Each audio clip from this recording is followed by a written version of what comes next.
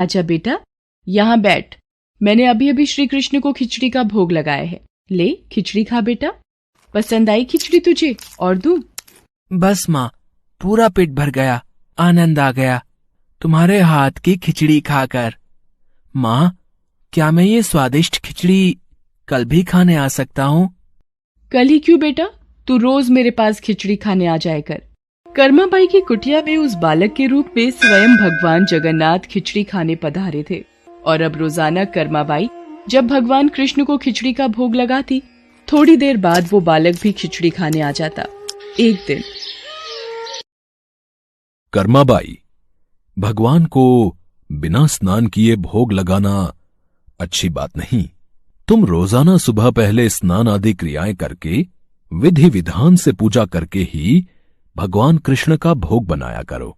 ठीक है बाबा, अब मैं स्नान करके ही प्रभु का भोग बनाया करूंगी। साधु की बात मानकर कर्माबाई अगले दिन से स्नान करके पूजा के पश्चात भोग तैयार करती। इस कार्य में उन्हें बहुत देर हो जाती थी, पर वो बालक तो अपने समय पर ही खिचड़ी खाने आ जाता था। माँ, खिचड़ी दो ना, जल्दी दो, मुझे बहुत भूख लगी है माँ। थोड़ी देर रुक बेटा, अभी देती हूँ। अब तो बालक रूपी भगवान जगन्नाथ जल्दी जल्दी खिचड़ी खाकर बिना हाथ मुंह साफ किए भाग जाते थे। उन्हीं दिनों मंदिर के पुजारी, जो काफी समय से मंदिर में सेवा कर रहे थे, ये जगन्नाथ भगवान के मुख पर खिचड़ी कैसे? मंदिर में तो काफी दिनों से खिचड़ी का भोग नहीं लगा, फिर ये भगवान के मुख पर खिचड़ी कैसे? हे प्रभु, ये कैसी लीला है आपकी? भगवान जगन्नाथ पुजारी के सपने में आते हैं। मेरी भक्त कर्माबाई, जो जगन्नाथपुरी में ही रहती है, वो बहुत ही प्रेम भाव से सुबह उठकर बाजरे की खिचड़ी का भोग लगाती है।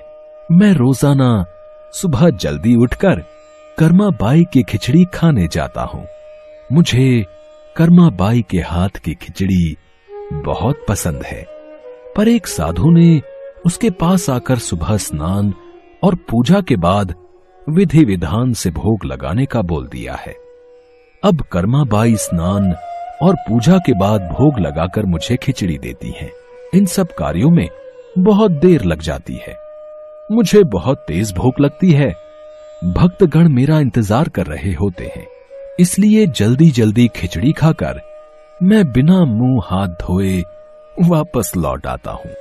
भगवान जगन्नाथ की अद्भुत बातों को स्वप्न में सुनकर पुरोहित जी हर जगह उस साधु की खोज करवाते हैं और उसे बुलाकर सारी बात बताते हैं। साधु घबरा जाता है और कर्माबाई के पास जाता है। कर्माबाई, तुम श्री कृष्ण भगवान की परम प्रिय भक्त हो। तुम्हारे लिए किसी नियम नीति की कोई आवश्यकता नहीं। तुम अपने अनूठे प्रेम से जिस प्रकार सुबह जल्दी उठकर भोजन बनाती थीं, वैसे ही बनाकर भगवान का भोग लगाया करो। ठीक है साधु बाबा, अब मैं पहले की तरह ही सुबह जल्दी भोग बनाया करूंगी। अब कर्माबाई फिर से पहले की तरह भगवान कृष्ण को भोग लगाकर उस बालक को बड़े प्रेम पूर्वक खिचड़ी खाने को देती थी। ये क्रम कई वर्षों तक चला और एक दिन कर्माबाई परलोक सिधार गई। हे प्रभु, हमसे कोई भूल हो गई क्या? आज आपके नैनों से अश्रुधारा कैसी प्रभु? हे भगवान जगन्नाथ, क्या अपराध हुआ हमसे जो अब दुखी हुए प्रभु? उसी रात भगवान जगन्नाथ राजा और पुजारी के स्वप्न में आते हैं और बताते हैं कि उनकी भक्त कर्माबाई इस लोक से विदा होकर भगवान में विलीन हो गई हैं। अब उन्हें सुबह सवेरे बाजरे की खिचड़ी कौन खिलाएगा, यही उन्हें दुख है। अगले दिन पुजारी जी, जो स्वप्न आपने देखा वही स्वप्न मुझे दिखाई दिया। भगवान जगन्नाथ की प्रिय भक्त कर्माबाई अब इस लोक से विदा हो गई है। मैं चाहता हूँ आज से हर सुबह भगवान जगन्नाथ को कर्माबाई के नाम से बनाई बाजरे की खिचड़ी का भोग लगा करेगा, जिससे भगवान को कर्माबाई की कमी न महसूस हो। जी महाराज, अब से ऐसा ही होगा। उस दिन के बाद से कहते हैं कि भगवान जगन्नाथ को हर सुबह बाजरे की खिचड़ी का भोग लगाया जाता है। कर्माबाई के नाम की बाजरे की खिचड़ी के भोग से आज भी इस प्रथा को निभाया जा रहा है।